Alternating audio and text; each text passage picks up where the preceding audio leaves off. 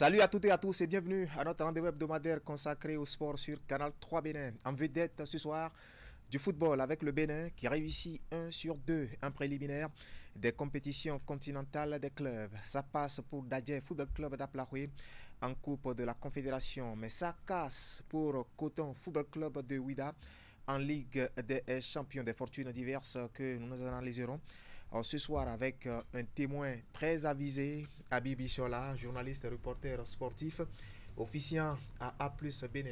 Habib, bonsoir. Bonsoir Narcisse et bonsoir à tous les téléspectateurs de Canal 3 Bénin. Merci surtout d'avoir accepté notre invitation.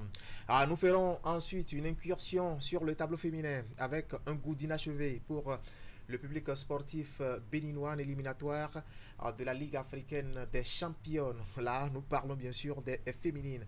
Ainovi Football Club qui a fait bonne figure dans cette épreuve échoue au pied de la plus haute marche du podium. Nous en parlerons bien sûr dans notre rubrique Un grand angle et nous recevrons depuis Abidjan notre consoeur Christelle Tolo Padonou, correspondante de BBC Afrique au Bénin. Elle nous donnera surtout une idée sur le parcours de celles qui ont porté l'étendard du Bénin dans cette compétition. Et aux côtés du football, ce soir, un sport individuel s'invite au festin. Il s'agit du kickboxing et discipline associée bien sûr.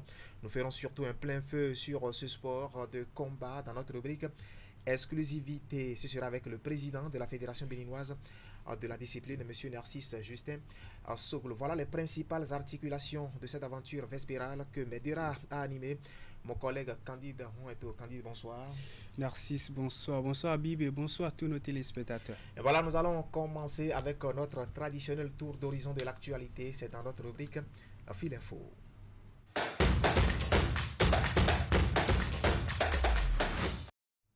Nous allons ouvrir le bal avec Candide, les interclubs de la Confédération africaine de football, des deux représentants béninois engagés, j'en parlais tantôt.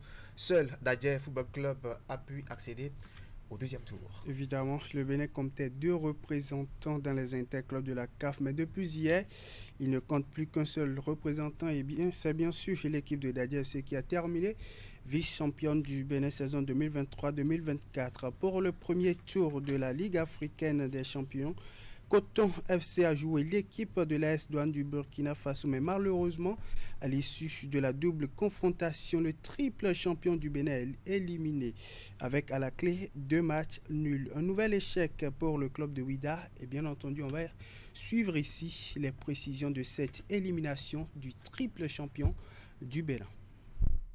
De la Ligue. Et c'est parti avec Chérif Ginmama qui s'appuie sur son milieu. Les 2 équipes béninoises en course dans les compétitions CAF, Coton Football Club était le plus attendu. Mais pour la 3e fois consécutive, le triple champion du Bénin échoue au premier tour des préliminaires de la Ligue africaine des champions, saison 2024-2025. C'était pourtant facile pour les 2 précédentes années de tout mettre sur le dos de la SEC Mimosa, l'adversaire de gros calibre difficile à vaincre. Mais cette fois-ci, c'est l'AS Douane du Burkina Faso. Elle a une histoire certes, mais pas un parcours constant ces dernières années. Après le nul de score vierge à l'extérieur, c'était au stade de l'amitié générale Mathieu Kérékou de Cotonou que tout a été décidé. Les visiteurs lancent leur première alerte sur une frappe à bout portant, déviée en corner par le gardien Hassan Sissé. Et c'est sur ce coup de pied que l'équipe de l'AS Douane ouvre le score. 18 minutes, Coton Football Club est mené. Incroyable les Burkinabés qui crée la sensation. Attends, je ne sais pas si c'est le numéro 21 qui le touche au dernier moment. Non, personne ne le touche. C'est le premier qui reprend le ballon de la tête. L'équipe béninoise avait au bout de la tête de Bakary le but égalisateur suite à un coup de pied arrêté. Mais la balle passe à côté du but adverse. Tout comme cette occasion non concrétisée, Coton va manquer plusieurs autres occasions de but.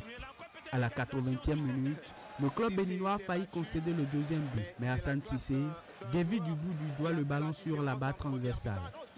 Coton Football Club va finalement remettre les pendules à l'heure dans la dernière minute du temps additionnel sur un coup de pied arrêté. Le portier Hassan Sissé se charge de le tirer et Bakary le met au fond des filets de la tête. L'égalisation qui permet à cette équipe de Coton de sauver l'honneur dans les tout derniers instants. Un but qui permet à Coton de revenir au score, mais n'apporte pas grand-chose quant au destin des champions du Bénin, qui ne passeront pas le premier tour. L'histoire se répète pour la 3e fois consécutive. Mais ils n'auront pas démérité les joueurs de Coton qui en seconde partie nous ont sorti un gros match. Voilà les commentaires de notre confrère William Bassabi de l'ORTB aujourd'hui. CRTB, ça ne passe donc pas pour Coton qui devra encore retourner à ses cahiers pour mieux apprendre dans l'optique bien sûr de passer ce tour un jour. Habib, ce résultat vous a-t-il surpris?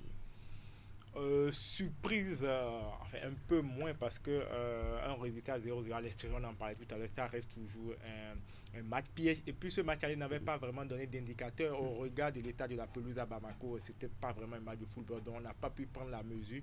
Après beaucoup de déceptions pour l'équipe de Coton parce que ces dernières années, quand on regarde l'adversaire en face, ces dernières années, Coton était quand même tombé les 2 premières fois sur un adversaire d'un niveau plus relevé, notamment la SEC d'Abidjan, qui avait une histoire, un parcours en Ligue africaine des clubs champions, en compétition africaine des clubs de façon globale. Mais l'AS Douanes, c'était quand même une équipe à portée de main. C'était l'équipe qu'il fallait battre pour franchir un cap. En termes de vécu, l'AS Douanes non plus n'est pas une grosse foule de guerre. C'est une équipe qui est un peu dans la même dynamique que Coton, double champion du Burkina Faso, Coton triple champion du Bénin. Donc c'était vraiment l'adversaire à battre. Mais après, quand vous regardez comment Coton a joué ce match, il y a de quoi avoir beaucoup de déception parce que moi, d'abord, Coton a perdu le match sur ces 2 points faibles qu'on a pu voir durant tout le championnat. Parce que en fait, Coton, quand vous regardez, en défense, c'est une équipe qui encaisse beaucoup sur les coups de pied arrêtés. Donc, quand vous regardez son but, ça intervient sur un coup de pied arrêté. C'est une équipe aussi qui, malgré tout son potentiel offensif, marque peu, même en championnat.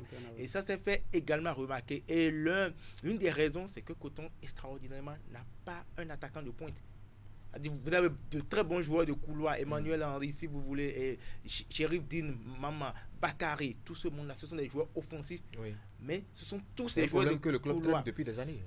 Donc on ne comprend pas pourquoi. Un garçon comme Romari Kamoussou a dépanné entre-temps. Voilà, c'est lui qui dépannait, c'est lui qui, dans un rôle hybride de 9,5 et de 10, arrivait à dépanner, apporté par son potentiel individuel. Donc, on n'a pas compris comment un monsieur comme Victor Zenga, qu'on connaît pour son parcours, n'a pas pu trouver une œuvre. Donc ça fait que le jeu de Coton s'étire en permanent sur le côté et très peu dans la profondeur. La preuve, il a fallu attendre la 38e minute pour voir une première frappe de Coton.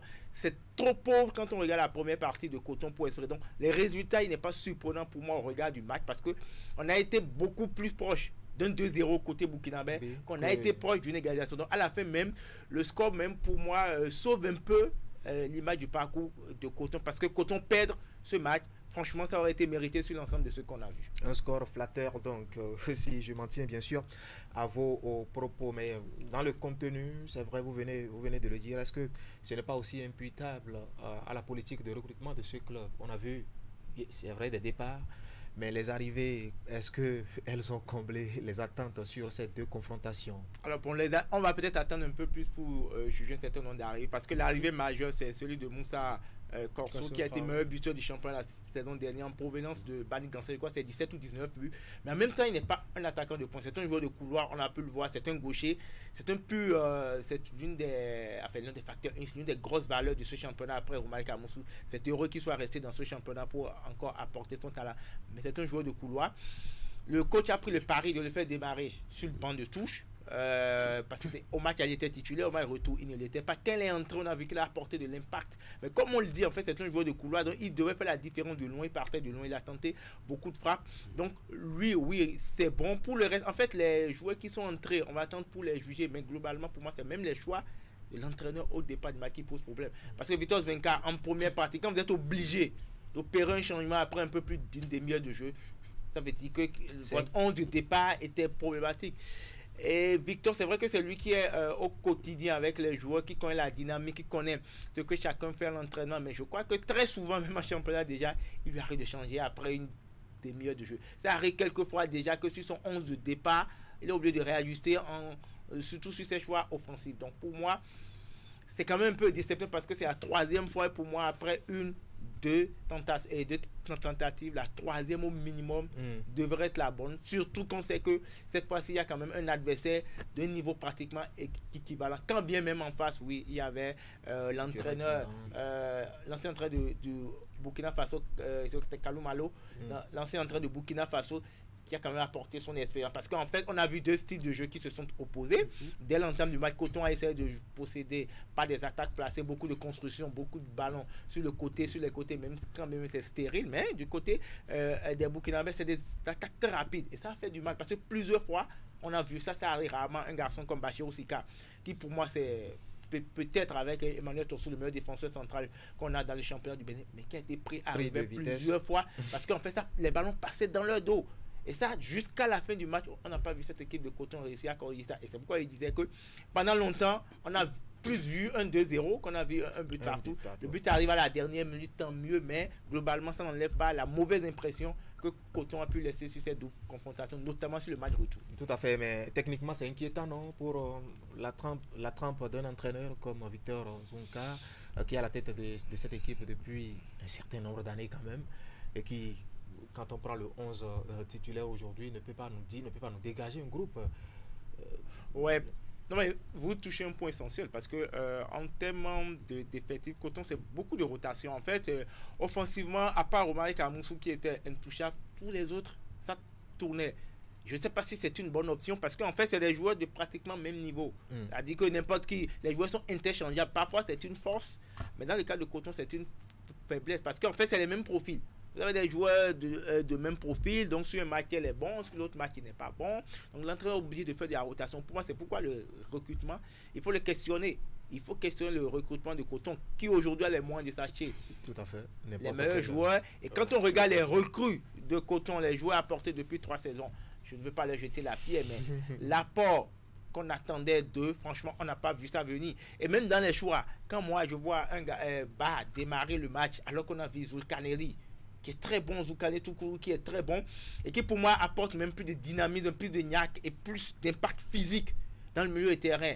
Il démarre la rencontre sur le banc de touche alors qu'on a vu que sur le match aller à Bamako, il était 2 fois de suite, il a failli marquer parce que quand j'en parle, c'est un peu un profil, pour ceux qui le suivent, c'est un peu un profil comme Sedat Kyomogo. C'est un garçon qui ose, qui tente des frappes de 25-30 mètres et on l'a vu, il a fait 2 fois à Bamako. Mais il démarre sur le banc de touche, donc moi parfois je questionne les choix de Victor Zvenka. Je le dis une fois encore, c'est lui qui vit avec le groupe au quotidien. Mais les résultats nous amènent à nous interroger s'il fait toujours les bons choix au coup d'envoi. Tout à fait. 3 tentatives infructueuses, je vais dire.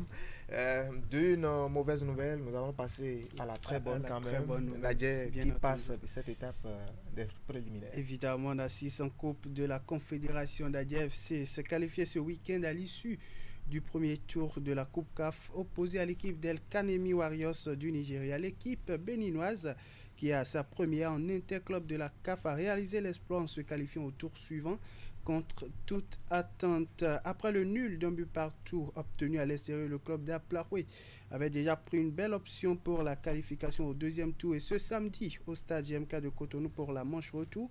Le club a arraché sa qualification. Il marque le premier but sur pénalty. Vous voyez sur les images la faute de main dans la surface de réparation. Et bien entendu, Bakay Selassie va mettre ce ballon au fond des filets sur pénalty à la 31e minute de jeu. L'euphorie n'a duré que quelques minutes puisque l'équipe nigériane va remettre les pendules à l'heure quelques minutes plus tard. Vous voyez sur une très très belle combinaison et la défense béninoise prise au piège. Mais avec leur résilience, les Dadiens vont parvenir à revenir bien entendu en avance au score avec un but inscrit à la 82e minute de jeu. Vous verrez bien entendu sur les images un but qui sera marqué sur coup franc. On revoit encore au crépuscule évidemment au crépuscule de cette rencontre, notamment à la 82e minute de jeu. Un coup franc, le capitaine envoie le ballon au point de pénalty et là la tête une fois encore de l'attaquant ghanéen Bakay Selassie qui permet à Dadje bien entendu de reprendre l'avance au score dans cette explication. Un coup franc repris de la tête par l'attaquant ghanéen bien entendu et donc pour sa première en interclub de la CAF, Dadje passe au deuxième tour de la compétition. Une première, et il faut quand même le souligner. Cette équipe a pris part à ce premier tour des interclubs, sinon du tour préliminaire de la Coupe CAF avec 16 joueurs, dont 13 joueurs de champ et 3 gardiens de but. Petit exploit, non, Habib? Très grand exploit parce que au-delà de la question de l'effectif qu'il évoque et qui est pertinent, parce qu'avoir une feuille de match quand même de 16 joueurs, dont 3 sont des gardiens de but, c'est que l'entraîneur n'avait au coup d'envoi que 3 matchs en termes de changement. Voilà. Mais au-delà, pour ceux qui sont sur le championnat, c'est que franchement, l'équipe de Dadier qui a évolué, il y avait à peine 4 titulaires. Je dis bien 4 titulaires parce que en fait, les 4 de l'équipe sont partis ou sont en difficulté parce qu'aujourd'hui le club est en difficulté, donc il y a des joueurs dont le contrat est arrivé à terme, ça n'a pas été renouvelé, donc du coup ils n'ont pas pu être inscrits. Parce que quand vous regardez les grands joueurs de Dadier qui ont porté cette équipe, c'est Emmanuel Torsou, le défenseur central, il n'a pas joué. Le capitaine Gislain Aoudo, bon lui c'est plutôt une bonne nouvelle puisqu'il a signé hors du pays. Il y a l'Ivoirien Issa, il y a le Nigérien Emmanuel Abayomi. Ça c'était la colonne vertébrale même de cette équipe de Dadier, mais aucun d'eux n'était présent. Et pourtant, l'histoire est belle. C'est en ça que je dis que l'histoire de Dadier est belle. Parce qu'elle réussit quand même à se qualifier. Ça n'a pas été très flamboyant dans le jeu non plus. Parce qu'on connaît Dadier pour la fluidité de son jeu. En termes de production du jeu, Dadier, c'est quand même sur le championnat. C'est un cran au-dessus même de ce que Coton produit. En termes de fluidité de jeu, de cohésion d'équipe, Dadier a prouvé que franchement, cette saison, elle était la meilleure équipe du championnat. Mais malgré ça, Dadier a réussi à se qualifier. Et pour moi, c'est là, c'est ce qu'on appelle de l'opportunisme. Vous avez une chance, vous la saisissez, vous jouez avec vos armes. Peut-être Dadier avait moins de pression que Coton n'en avait parce qu'après on se disait c'est la première expérience. Bon, surtout que le club a fait sa préparation en une semaine. En une semaine, alors que bon, pour Coton, c'est qu'ils sont même allés à Abidjan. Bon, il avait prévu un stade. Ils ont eu beaucoup plus de temps. Plus de temps, plus de moyens, que Dadier avait toutes les difficultés financières. Donc l'histoire est parfois belle comme ça, comme elle se passe, et Dadier permet au moins au Bénin de continuer par exister dans ces compétitions. Résultat obtenu à l'issue d'un don de soi, moi je vais dire, parce que quand on prend les conditions dans lesquelles ce match a été préparé, ça fait longtemps que on a vécu ça au niveau du football béninois, qu'un club béninois élimine nos voisins de l'Est. Quand bien même bon, on va être, on va pas faire film bouche, c'est une élimination, ça se maintient. Sauf qu'il faut juste préciser que bon, El Kanemi aussi c'est un club nigérian qui a gagné la coupe, donc je crois que c'est un club qui fait sa montée en première division. Mais c'est un club historique. Historique, oui, mais qui en temps a perdu de ça, superbe, qui tente de se relancer. Mais sur l'ensemble des deux matchs, ce qui est intéressant, c'est que Dadier n'a pas perdu.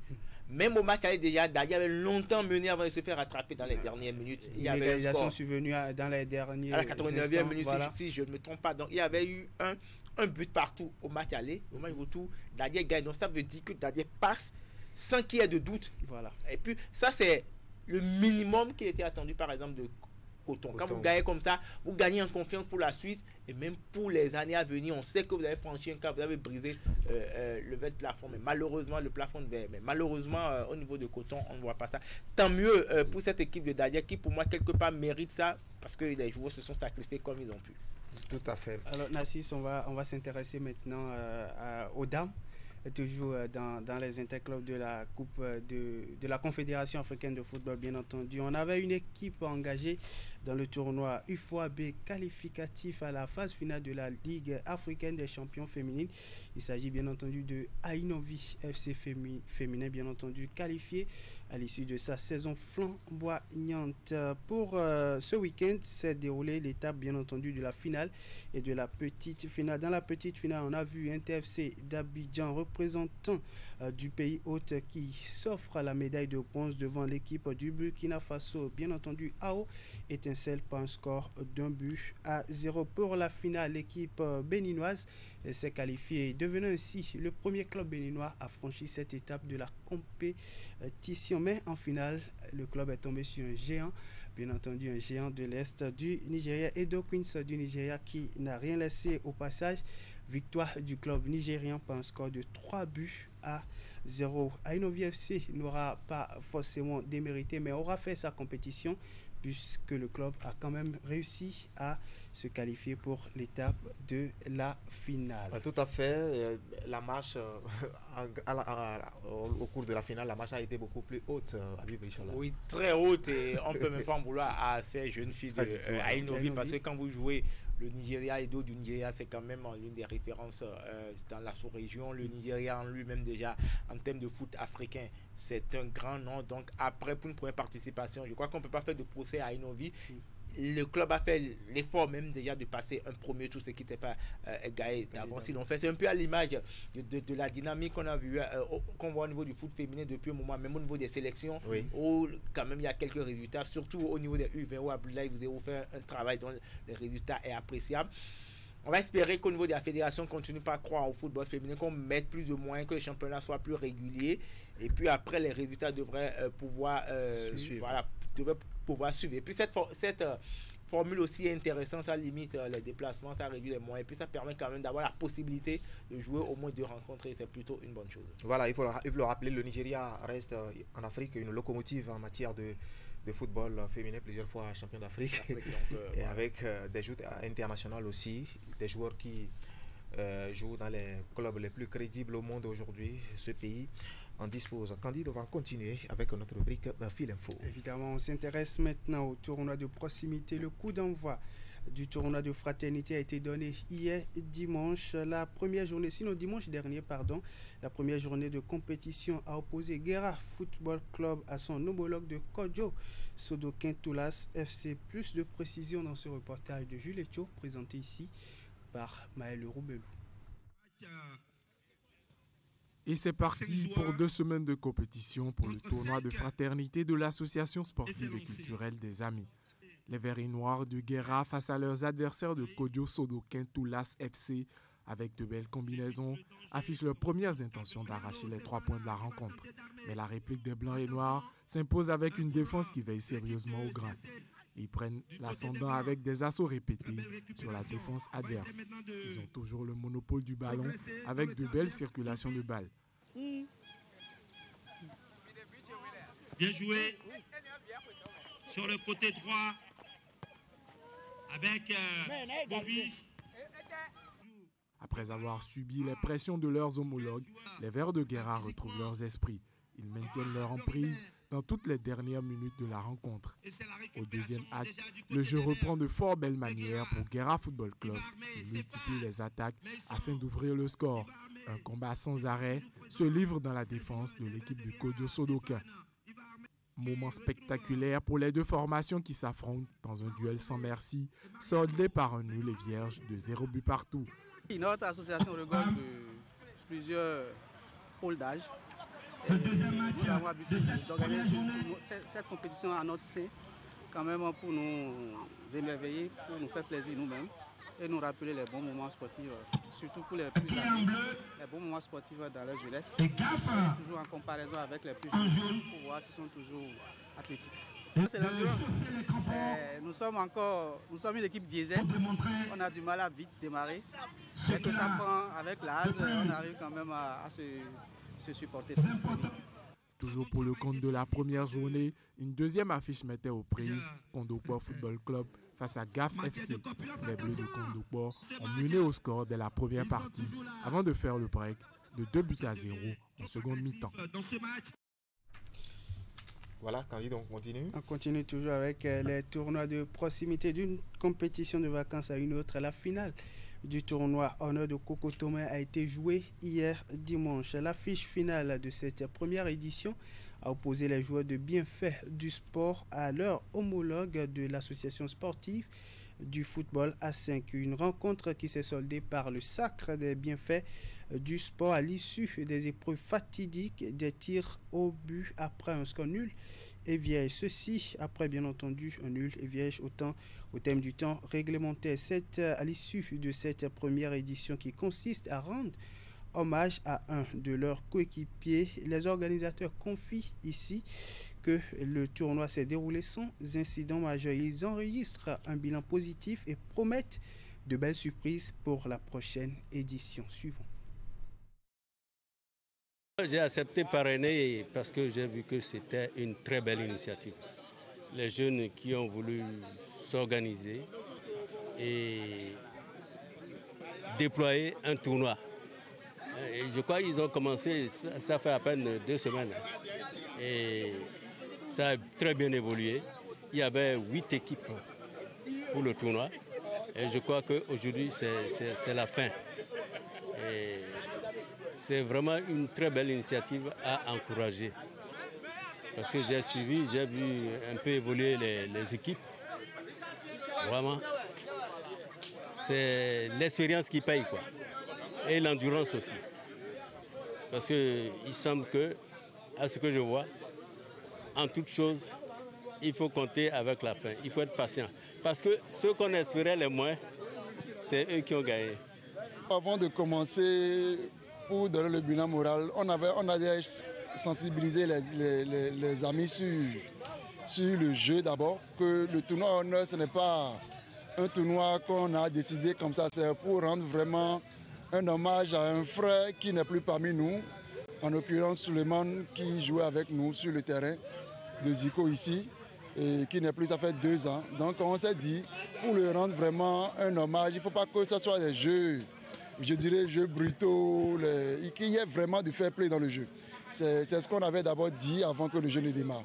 Je pense que c'est ce qui a été respecté, mais à part quelques, vous savez, dans toute organisation, il y a quelques petites couacs. Bon, on a essayé de corriger certaines choses quand même. Ça vient de finir les 3 semaines. Il y a eu un vainqueur qui est LBF, le Bien-être Football Club, qui vient de gagner le tournoi, la première édition du tournoi Honneur. Voilà, vous avez reconnu sur ces images notre collègue Henri Gandin, qui est le président, bien sûr, de cette association candidat. Évidemment, Nassis, on va changer de discipline maintenant, si on peut le dire ainsi. Parler cette fois-ci du Maracana. La Fédération béninoise de la discipline a organisé ce week-end le championnat national de Maracana édition 2024. La crise est désormais dans le passé à la FEMA et les activités de la fêtière du Maracana béninois ont repris de fort belle manière. Après 4 années d'absence, le championnat national de la discipline a fait son retour au sein de la famille du Maracana au Bénin. La compétition s'est déroulée sur les installations du terrain synthétique de l'université d'Abomey-Calavi du samedi 24 au dimanche 25 août 2024. Voici les détails. 35 à 44 ans, il est officiellement entré en fonction il y a quelques semaines, le nouveau bureau élu à la tête de la fêtière du Maracana béninois réussit l'un de ses premiers défis, celui de l'organisation du championnat national de la discipline, après 4 années que celui-ci a été suspendu. Il a réuni plus de 30 équipes venues de divers contrées du pays dans 3 différentes catégories. Durant 2 jours de compétition, les différents athlètes avec leurs clubs respectifs se sont défoulés sous le regard admiratif des Maracaniers sur les installations du terrain synthétique de l'université d'Abomey-Calavi. Ils ont renoué avec la chaleur de la compétition autour du championnat national de Maracana édition 2024.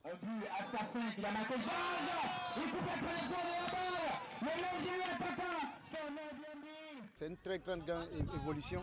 Quand tu prends les clubs venus du Nord qui ne connaissaient rien dans le Maracana et lorsque vous les croisez sur le terrain, vous donnent du fil à retordre, il faut te dire que c'est une satisfaction. D'abord pour le nouveau bureau qui a été élu, en sa tête M. Saka Nassiro et son équipe. On se doit d'accompagner et l'accompagnement, ça passe par le travail. Et vous avez pu le constater, chaque équipe a donné le meilleur de lui-même. Chaque équipe a donné le meilleur de lui-même, mais il y a ce qu'on appelle l'expérience en toutes choses. Les clubs participants se sont âprement mesurés dans leurs catégories respectives pour le quart final. Et au terme des 2 jours de compétition, Abam dans la catégorie junior, Maracana Club de l'Amitié chez les seniors et la S Sacre chez les super seniors sortent champions de l'édition 2024 du championnat national de Maracana. J'ai été surpris agréablement parce que c'est vrai, 4 ans après, j'ai constaté effectivement que les acteurs ont l'engouement, on a eu envie vraiment de jouer, que le ballon roule comme ils l'ont toujours dit. Et aujourd'hui, j'ai vu qu'il y a des talents et je ne voulais même pas être à la place de ces DTN. Et je dis, et je répète, et je les exhorte à, n'est-ce pas, faire bien leur travail parce que l'idée chez nous, c'est la Coupe du Monde. La Coupe du Monde, et pour, n'est-ce pas, aller représenter valablement le Bénin là-bas, il fallait qu'il me sorte, n'est-ce pas, de bons joueurs. Les 3 meilleures équipes dans les 3 différentes catégories sont reparties avec des médailles, des ballons et une enveloppe financière. Les équipes championnes et vice-championnes, en plus de ces récompenses, ont reçu des trophées. Les meilleurs buteurs de la compétition chez les juniors, seniors et super seniors ont eux aussi été distingués. À noter que toutes les équipes participantes ont bénéficié des ballons. Voilà, belle ambiance donc autour de cette discipline. On avait, Habib, on avait annoncé le bout du tunnel pour cette crise qui aura trop duré. On voit en même temps la reprise des activités. Oui, et c'est ça qui est intéressant, c'est-à-dire aussitôt on annonce la fin avec la mise en place d'un nouveau bureau et puis on part sur des activités. C'est déjà intéressant. Je crois que cette crise a pris toutes les deux parties à l'usure parce que tout le monde était à un moment donné fatigué. Tant mieux qu'ils se retrouvent et que ce soit véritablement derrière cette fédération et que les passionnés du Maracana puissent retrouver leur passion. Est-ce que ce n'est pas un peu trop tard par rapport aux joutes internationales? On annonce déjà une Coupe du Monde qui a lieu le mois prochain seulement en Côte d'Ivoire. Oui, enfin en termes d'objectifs et de préparation, ça va être un peu compliqué, d'ailleurs même très compliqué parce que je crois que l'objectif, comme le président l'a dit, il a été plutôt modeste et réaliste, c'est de faire une bonne participation. Après, en termes de contenu, qu'est-ce qu'on met dans bonne participation? Ça veut dire qu'on ne vise pas d'objectif, puisqu'il n'a pas été dit on veut les quarts, on veut les demi, mais c'est de bien représenter le Bénin parce qu'on sait qu'on vient de loin. Quand on voit déjà qu'il y a le championnat qui vient tout juste de prendre fin et qu'il y a une direction technique qui a été mise sur pied pour quand même sélectionner les meilleurs talents, pour quand même déjà très tôt commencer la préparation en vue de cette compétition, je crois qu'on va attendre de lui poser la question, ou peut-être qu'on va l'attendre. On va attendre son objectif après. Sinon, pour l'instant, je pense beaucoup plus qu'il s'est exprimé sur l'instant T. Ok. Donc, on va évaluer bien sûr les propos des uns et les autres à l'aune bien sûr de ces compétitions qui sont annoncées. Nassis, on passe maintenant au sport d'entretien. La 8e édition de la route des pêches à la Mâche s'est tenue le samedi dernier. Une initiative de l'association Mâche Pro qui promeut le bien-être aussi bien physique que mental. Oui, et plus la marche a mobilisé, il faut le dire, plus de 250 participants venus de divers horizons et 2500 participants, il faut le préciser. Et comme chaque année, les passionnés de la marche ont marché sur une distance de 32 km allant de Carrefour Figuirosset à la porte du non-retour à Ouida. Reportage. Ils n'ont pas voulu se faire compter l'événement. Et pour ça, chacun d'eux tenait à jouer sa partition pour une plus grande mobilisation de passionnés de la marche sur la route des pêches tôt ce samedi matin. C'est la 8e édition de la route des pêches à la marche.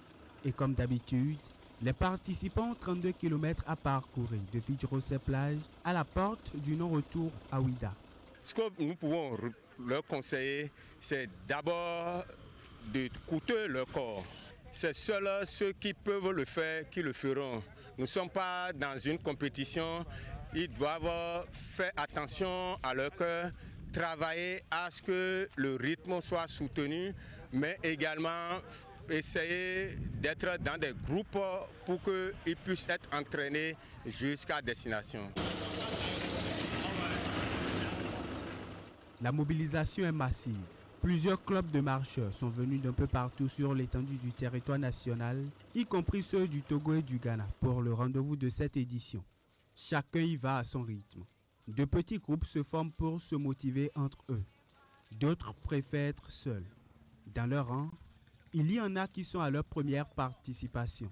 C'est suffisamment utile pour moi et c'est la première édition. Il y a d'autres émissions qui ont été faites. Et puis c'est l'un de mes amis, l'un de nos couples amis, bien sûr, qui nous a invités à ça. C'est dans la tête. La vieillesse est dans la tête. Une fois que le moral y est, je pense bien, il faut être prêt à affronter les difficultés. Mais dès que vous êtes en face d'une difficulté, que tout le temps vous pensez que c'est très difficile, vous n'allez jamais y arriver. J'avoue que j'ai le plaisir de le faire. Les 32 km, Inch'Allah, on y sera. À chaque étape du circuit, les participants ont droit à quelques minutes d'étirement pouvant leur permettre de décontracter ou soulager les muscles et reprendre de force. C'est un passage important pour ceux d'entre eux qui comptent bien faire les 32 km à la marche.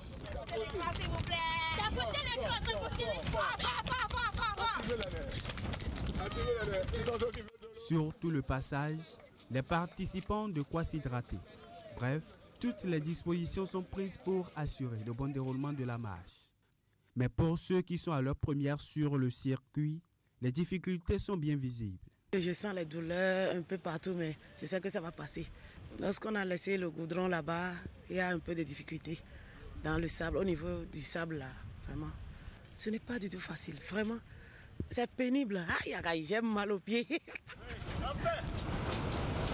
Enfin, c'est pas n'importe qui.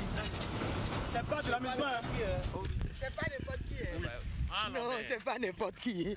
Cette édition 2024 de l'initiative Route des pêches à la marche a connu la participation d'environ 2500 marcheurs venus de divers contrées. C'est un nouveau record et un pari gagné pour les organisateurs.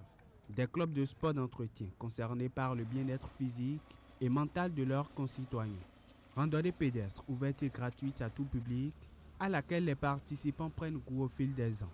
Et déjà, ils manifestent l'ambition de prendre le prochain rendez-vous de la route des pêches à la marche. Un bel engouement, je vais dire 2500 participants cette année. Nassis, on va finir par le volleyball. La deuxième édition de la Ligue nationale dotée du trophée Adam Kwenukundeu a livré son verdict ce week-end. La compétition a réuni du 20 au 24 août 2024 à Boïkan les équipes vice-championnes des ligues régionales de volleyball du Bénin. Voici les précisions sur les différentes finales disputées. Beke Volleyball Club récidive cette saison en Ligue nationale de volleyball, doté du trophée Adam Kwenukundeu. Après 4 jours de compétition entre les 6 clubs vice-champions des ligues régionales, l'équipe de Beke réussit à conserver sa couronne chez les hommes. En finale face à Celtic, le club de Bembereke concrétise ses objectifs de la compétition. Malgré une résistance admirable de Celtic, Beke a su imposer sa supériorité pour remporter la finale par un score de 3-7 à 1. Il démarre de façon sereine la finale en dominant largement le premier set par 25 à 15. Il va attaquer, ça touche. Et ils ont essayé, mais ça n'a pas marché. Mais l'euphorie ne va pas trop durer. Celtic se réveille puis remporte le deuxième set avec 9 points d'écart. Beke va se reprendre et se remobiliser pour les manches suivantes. Il va ensuite gagner les 3e et 4e sets respectivement 25-18 et 25-17. Une affiche finale qui a tenu toutes ses promesses avec de l'intensité et la qualité de jeu. Beke remporte le trophée pour la 2e fois consécutive après l'édition de 2023.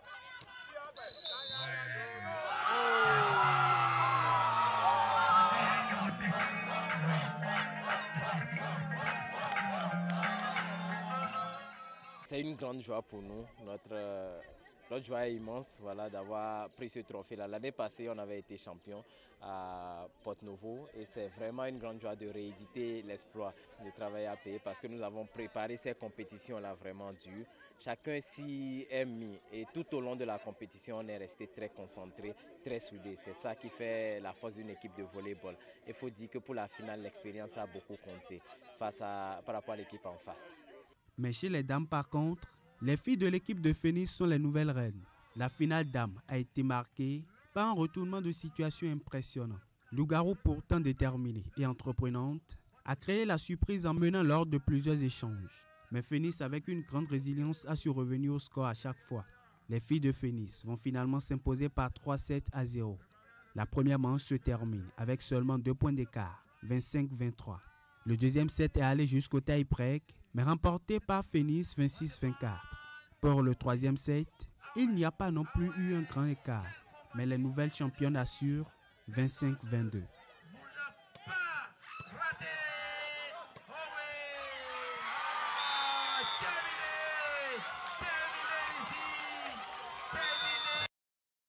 Voilà, les lauréats de la saison ont connu. Donc, c'était le factuel de ce qui a fait l'actualité sportive cette semaine. Une rubrique que j'ai eu le plaisir d'animer avec mon invité du jour, Habib Ishola. Habib, merci pour tout. Merci, c'était un plaisir. On aura l'occasion de partager bien d'autres plateaux. Nous allons aborder à présent le volet féminin de cette compétition continentale des clubs de football. Et c'est dans notre rubrique Grand Angle.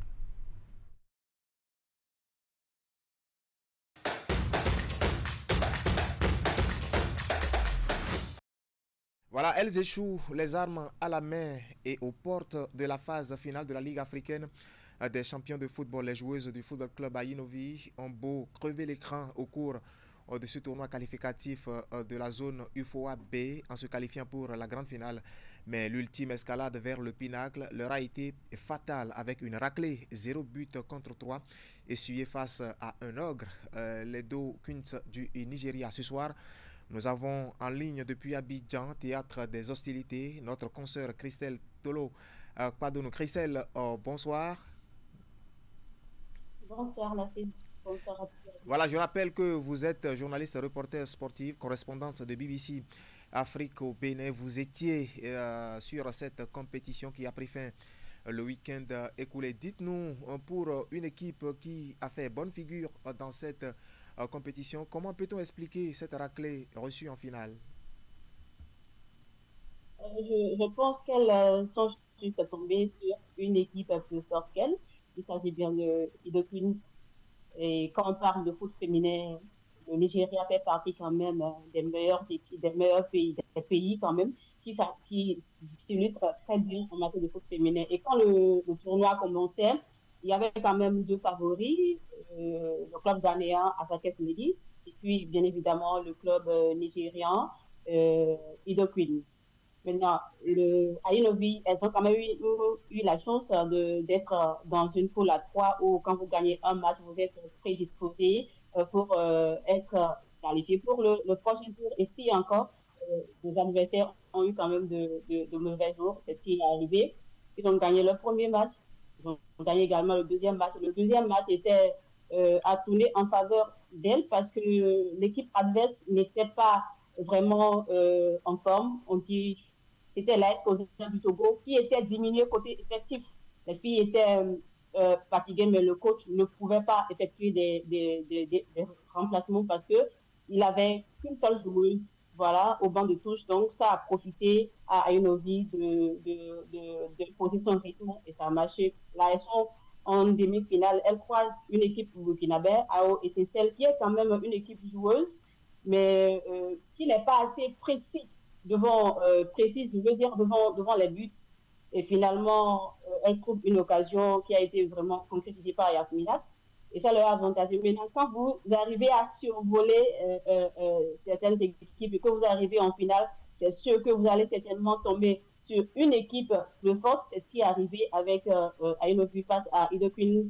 Les Nigérianes, elles sont défensivement très bonnes. Le milieu tourne très bien et offensivement, elles sont très précises.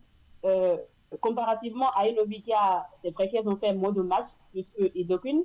Elles ont marqué 4 buts, alors que les autres ont marqué 9 buts. Ça voudra dire que théoriquement, les autres sont plus en vue qu'elles. Et ça n'a pas loupé. En début de match, elles ont eu assez de pression. Bien avant que le premier but soit validé, il y avait d'abord un but qui a été refusé, pour faute d'enjeu. La défense avait essayé de se stabiliser, de maintenir le rythme, mais malheureusement, autant dire que elle a finalement craqué. Le milieu ne fonctionnait pas. Ouais. Autant dire que l'adversaire est d'une autre classe. Maintenant, dites-nous globalement, quelle image les filles béninoises ont-elles laissée auprès de tous les observateurs de cette compétition?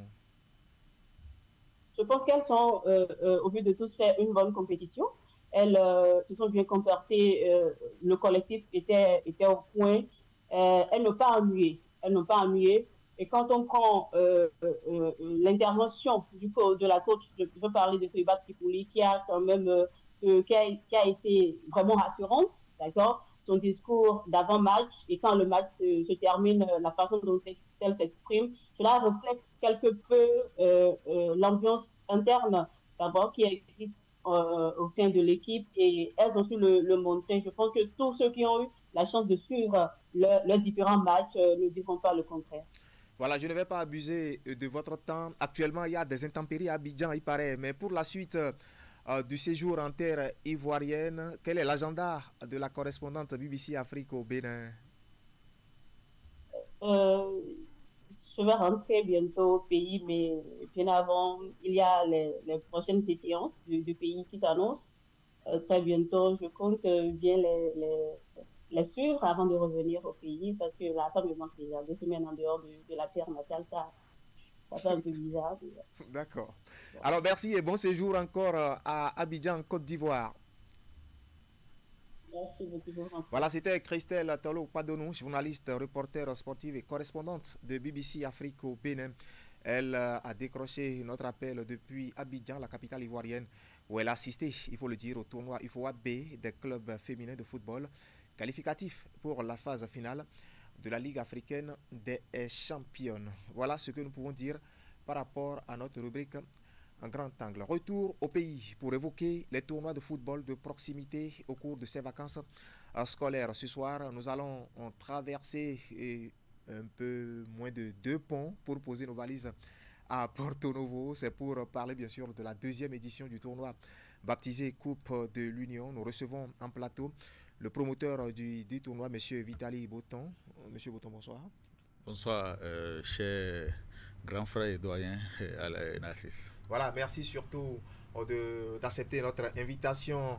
Je reviens à vous tout à l'heure, mais avant, rendons compte aux téléspectateurs de ce tournoi qui a pris fin hier dimanche dans la ville capitale par la grande finale. Une finale, vous allez le voir sur ces images, qui a opposé l'équipe ABC de Topota à Djibouti FC. Et voilà, et ce bouquet final a laissé place, les images vont venir, a laissé place bien sûr à un marathon de suspense. Le score au terme du temps réglementaire étant de 0 but partout. Il a donc fallu recourir à l'épreuve des tirs au but, et dans cette épreuve, ce sont les joueurs de Topota qui se sont montrés plus adroits. Victoire donc de cette équipe de Topota, mais là vous voyez le coup d'envoi symbolique sur ces images, et c'est juste après ce coup d'envoi symbolique que le coup d'envoi même a été donné pour cette compétition. Et là, ce sont les tirs au but, et l'équipe, les joueurs de Topota qui se sont montrés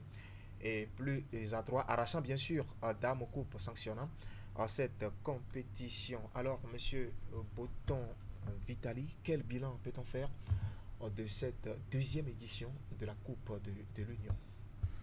Merci. Je voudrais d'abord vous remercier pour l'invitation et remercier également les équipes de Canal 3 qui ont fait le déplacement de Porto Novo hier pour assister donc à cette grande messe du football à la base.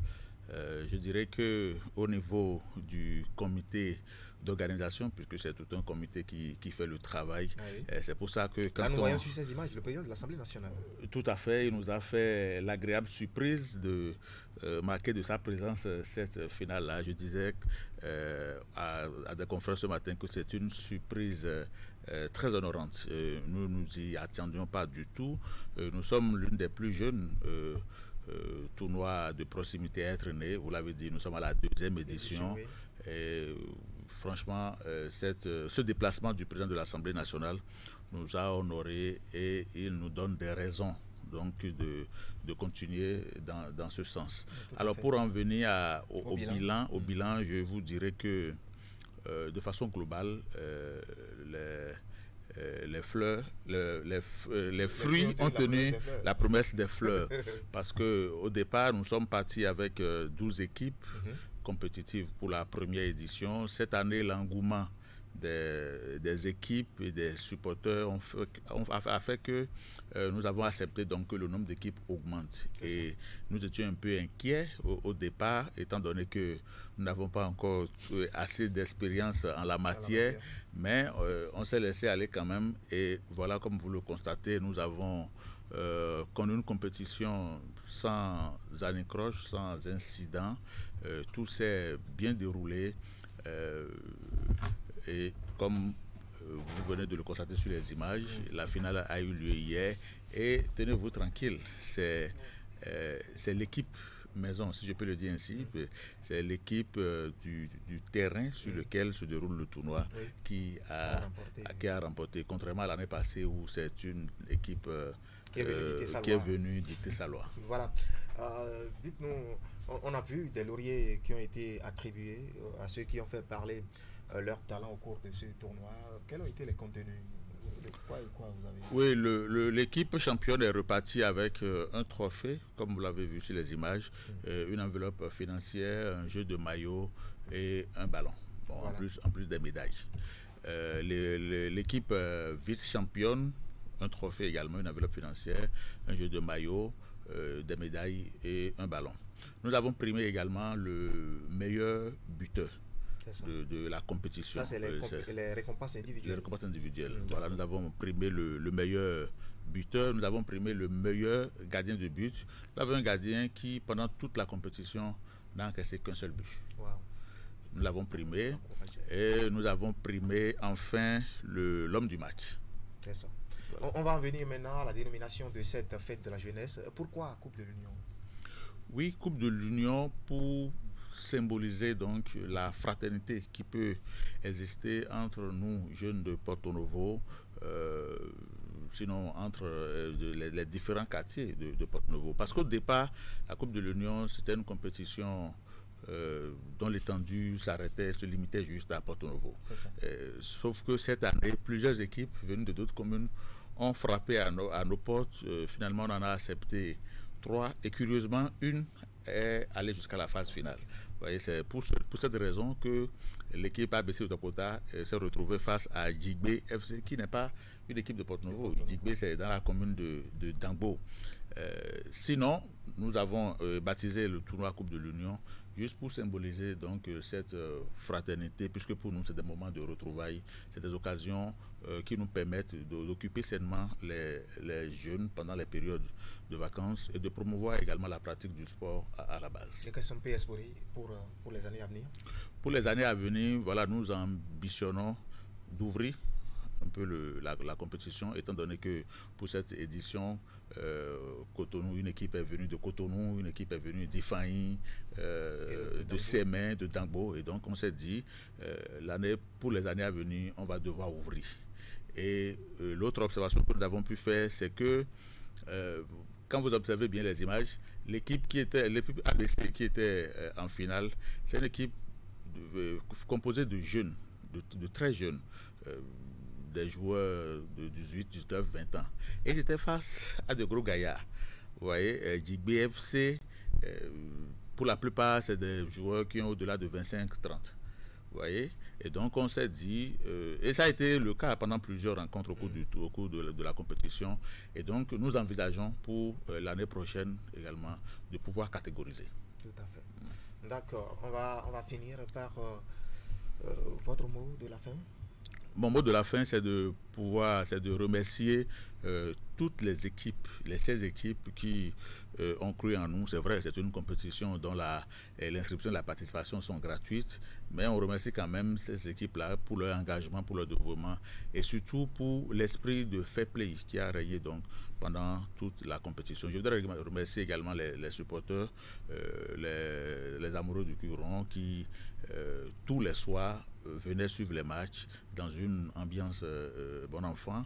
Je remercie tous ceux-là, tous ceux qui ont contribué à la tenue et à la réussite de cette deuxième édition de la Coupe de l'Union. Merci, monsieur Vitalo Bota. Je rappelle Vitali Boton. Voilà, je rappelle que vous êtes le promoteur du tournoi dénommé Coupe de l'Union, qui a connu son épilogue hier dimanche à Porto Novo. Ce n'est que quelques images que nous venons de montrer aux téléspectateurs. Les images vont venir beaucoup plus en boucle sur nos antennes avec nos collègues de l'antenne régionale, Ouémé et Plateau, notamment Emma Houdonou, qui va nous envoyer un reportage en bonne et due forme pour nos journaux télévisés. Nous allons refermer cette page consacrée au football pour parler d'une autre discipline. Il s'agit du kickboxing et discipline associée. C'est dans notre rubrique exclusivité. Comme l'indique son nom,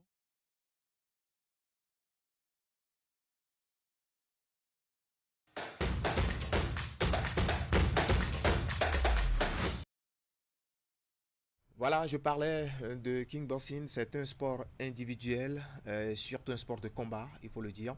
Le kickboxing est discipline associée dont nous proposons bien sûr de scruter l'univers au Bénin ce soir. Et pour cet exercice, nous avons en plateau celui qui préside aux destinées de cette discipline, monsieur Narcisse Justin Soglo. Bonsoir. Bonsoir Narcisse. Un Narcisse peut en cacher un autre. Merci d'avoir accepté notre invitation. C'est moi qui Alors, pour commencer, question classique pour tous nos interlocuteurs ici.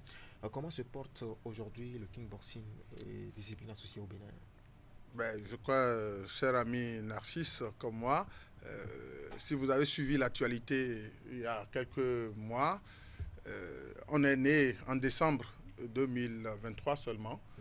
Et pendant les 8 mois qui se sont écoulés, vous avez vu à peu près ce que nous avons pu faire. Sur le plan national, on a organisé des formations, que ce soit au niveau des athlètes, des coachs et des arbitres également.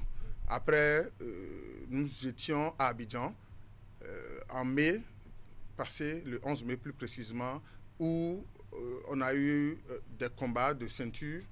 Et le Bénin est revenu avec la ceinture de notre, comment appelle-t-on, Africa Open Combat, qui a sa première édition organisée sur le territoire ivoirien.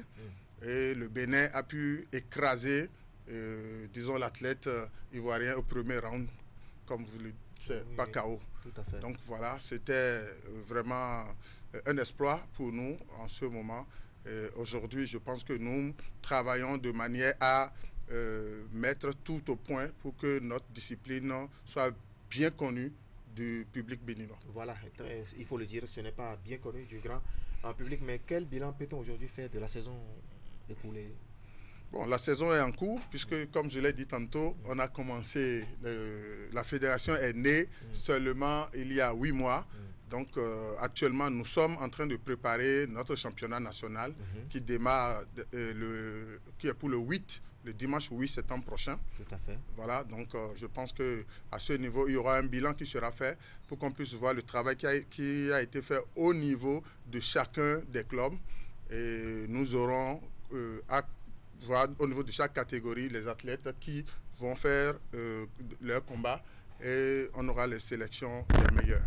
Voilà, parlant justement des athlètes, est-ce qu'il y en a aujourd'hui sur lesquels le Bénin peut compter pour aller décrocher des lauréats à l'international? Ben oui, bien sûr. Je crois que nous en avons beaucoup. Environ combien? Une dizaine? Non, plus bien sûr. Plus bien sûr. Je ne veux pas... Sinon, je peux citer des noms, mais ce ne serait pas bon parce qu'il y aura des frustrés. Oui, tout à fait. Mais tout à fait. On en a assez. Vous êtes un bon responsable. Voilà, donc, et je crois que... comment appelle-t-on? Tous ceux qui sont venus voir déjà ce que nous faisons au Bénin ont beaucoup apprécié. Et d'ailleurs, c'est pour cette raison que actuellement, nous sommes en train de faire les formalités. Les images que nous voyons là. Voilà, ça c'est notre champion à Abidjan, donc Noati, qui a mis KO notre adversaire l'ivoirien qui était très costaud. Et je vous rassure que lors des pesées, j'avais eu un peu peur. Parce qu'en taille et même en poids, il dépassait notre athlète. Mais notre athlète nous a rassuré que le travail qui a été fait par notre coach Raoul, qui est totalement à gauche, à l'extrême gauche, il a dit le travail qu'il a eu à faire avec lui permet de mettre KO ce monsieur. Et il a envoyé son adversaire au tapis. Il a envoyé, il ne l'a pas donné la chance d'aller au second round. Voilà. Donc là, il fait partie des espoirs. Et bien sûr, bien sûr. Et comme lui, on en a encore d'autres. D'accord. Oui, oui. Alors, même du côté féminin. C'est ça. Ouais. Et aujourd'hui, quelles sont vos perspectives? Oui, les perspectives que nous avons aujourd'hui, c'est de tout faire d'abord pour remplir toutes les formalités au niveau de nos associations fêtières, surtout le WACO. Donc, nous avons déjà entamé les formalités et bientôt, nous allons être membres à part entière. Parce qu'on peut être membre simple et membre à part entière, c'est-à-dire quand il y a des décisions à prendre, des votes à faire, on peut participer au vote. Donc, nous, on a pris l'option de remplir la totalité des formalités. C'est vrai que ça coûte un peu cher, mais nous, on s'est dit qu'on ne peut pas se mettre juste comme tout le monde et participer simplement au combat, mais on doit pouvoir avoir notre mot à dire. Voilà, donc cette formalité est en cours, parce que cette formalité nous permettra d'aller au combat africain en Afrique du Sud en décembre prochain. Voilà, donc on a déjà écrit, on a eu 2 réponses, donc nous préparons maintenant toute la documentation qu'il faut envoyer pour pouvoir finaliser et faire le paiement. Voilà. Donc, je ne vais pas abuser de votre temps aussi, mais avant de vous laisser partir, je vais vous raccompagner avec ces images du championnat amateur de boxe, championnat qui s'est déroulé ce week-end. Je parle ici de la boxe anglaise, ça s'est déroulé ce week-end à Parakou. Nous allons voir ici les images.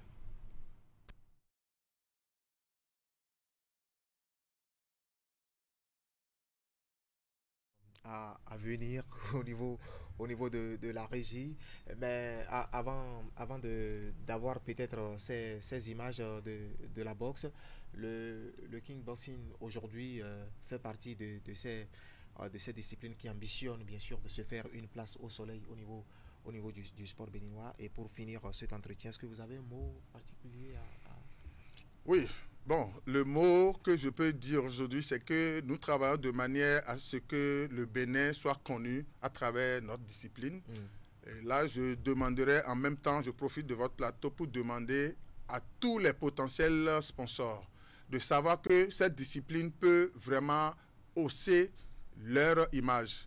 Donc, tous ceux qui voudront accompagner le kickboxing au Bénin n'ont qu'à se manifester pour que nous puissions leur attribuer cette possibilité. Parce que, vous savez, on n'a pas besoin de faire beaucoup de publicité avant de se faire connaître. Pas du tout alors. Voilà. Or, si vous accompagnez une discipline qu'est le kickboxing, vous voyez tout ce que nous allons porter comme maillot, tous nos équipements, toutes nos sorties. Ça vous donne beaucoup plus de visibilité. Ça donne plus de visibilité. Surtout que nous, on est sûr que nous n'allons pas croiser les bras. On sera toujours au front et on va démontrer qu'au Bénin, cette discipline peut hausser le drapeau vert, jaune, rouge. Voilà, je parlais d'un autre sport de combat. On me fait signe à la régie que l'élément est prêt. Nous allons suivre donc ce championnat amateur qui s'est déroulé à Parakou ce week-end.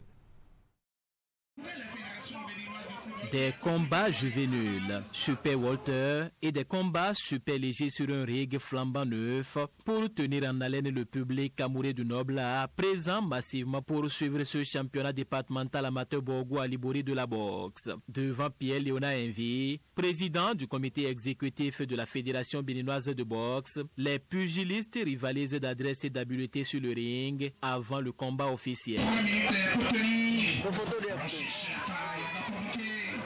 C'est après ces combats que Aristide Diosadou du Palace Sporting Club de boxe va s'opposer à Nazet Oha de Gezo Boxing Club pour une place qualificative au championnat national de sa catégorie. Et au terme des combats, c'est Aristide Diosadou qui gagne le combat sur décision des juges de la partie. Ce qui m'a enchanté ce soir, c'est le nombre de gamins qui ont boxé. Ce qui m'a enchanté ce soir, c'est l'âge que porte le plus grand nombre, n'est-ce pas, de pugilistes. Ça veut dire que nous restons dans la logique de grandir. Nous restons dans la logique de faire quelque chose de plus important. Mais je ne veux pas laisser tomber la garde que vous avez constatée. J'ai nommé le seul combat officiel que nous avons eu ce soir. Un combat, je peux dire que je peux qualifier de niveau acceptable, n'eût été les erreurs commises, n'est-ce pas, par le boxeur qui a été disqualifié compte tenu des coups a priori marqués de faute. J'ai très apprécié surtout le combat des petits poulains, des graines olympiques. Si je vais m'exprimer ainsi, peut-être des enfants de 10 ans, de 11 ans, de 13 ans, qui ont démontré ce qu'ils savent faire sur le ring. Donc nous sommes très fiers de cette relève qui se prépare, qui va nous permettre quand même de bien préparer la relève. Au-delà de ce satisfait-ci, le président de la Fédération béninoise de boxe expose les ambitions de son comité pour la promotion du noble dans notre pays. Tous les départements auront leur ring et nous allons essayer de passer je peux dire, du style de championnat aujourd'hui au championnat linéaire. La fédération est en train de se battre pour que sa partition soit jouée. Il faut alors que le gouvernement, qui fait déjà beaucoup à travers le ministre Dato, n'est-ce pas, ne baisse pas les chines, et que d'ici les prochaines années, je vais dire au plus 2 ans, que la boxe reprenne sa place.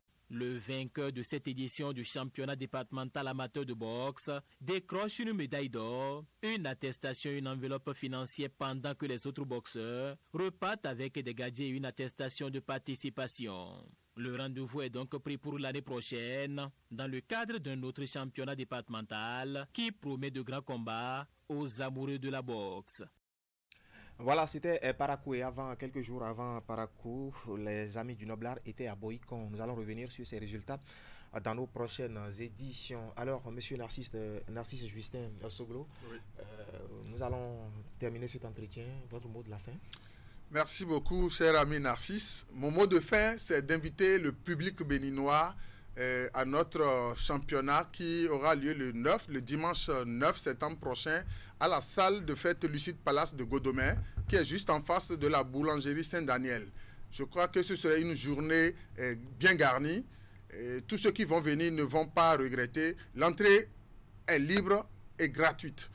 Et il y aura également des surprises à tous ceux qui seront là le dimanche prochain. Donc c'est l'invite que je fais. Voilà, l'invite de M. Narcisse Justin Soglo. Je rappelle que vous êtes le président de la Fédération béninoise de kickboxing et discipline associée. En face de vous, il est resté avec nous jusqu'à la fin de cette émission, M. Vitalo Boton. Je rappelle que vous êtes Vitali Boton. Oui. Je rappelle que vous êtes le promoteur du tournoi Coupe de l'Union qui a connu son épilogue hier dimanche. Un mot de la fin véritablement maintenant. La fin vraiment. Oui, le dernier mot de la fin. Donc. Oui. Voilà, non, je vais lancer un appel à toute la jeunesse de Porto-Novo à continuer par s'approprier donc les idéaux, les valeurs que prône notre compétition, afin que les années à venir, nous gagnions en autorité, en représentativité. Tout à fait. Voilà, c'est sur ces mots que nous allons mettre un terme à notre aventure de ce soir. Tout le plaisir a été pour nous de vous tenir compagnie pendant près d'une heure. Retrouvez toute l'équipe de la rédaction sportive de votre chaîne lundi prochain dès qu'il sonnera 21h. Bonne soirée et sportivement vôtre.